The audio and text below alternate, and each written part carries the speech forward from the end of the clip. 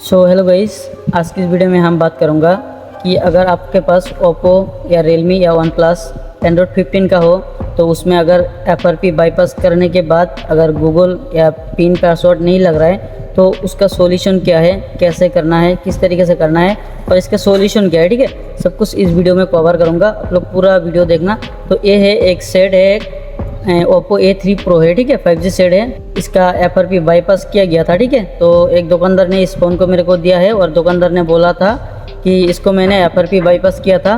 तो FRP bypass करने के बाद जीमेल नहीं लॉगिन हो रहा था और पिन पासवर्ड कुछ भी नहीं लग रहा था। ठीक है, तो ये सारे एंड्रॉयड 15 में हो रहा है, आप लोगों के साथ भी शायद ऐसा हो सकता है। ठीक है, आगे अगर आपके पास ऐसा फ़ोन आएगा तो FRP बाईपास करने के बाद भी जीमेल वर्क नहीं करेगा। ठीक है, तो अगर ऐसा कोई दिक्कत आए तो इसको सॉल्व कैसे करें। ठीक है, तो इसको सॉल्व करने के लिए आप लोगों को एक फ़ाइल की ज़रूरत पड़ेगा।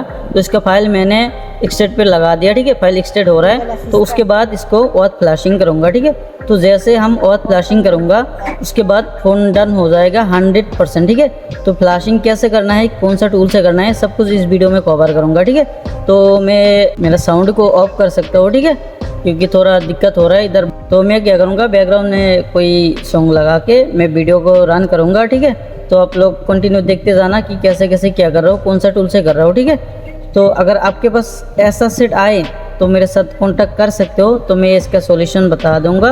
और आपके पास अगर नहीं हो रहा है तो मैं खुद करके दूंगा। ठीक है, तो ज़्यादा बात ना करके, तो फाइल जैसे एक्सटेंड होता है तो उसके बाद हम कंटिन्यू करता हूँ वीडियो। ओके,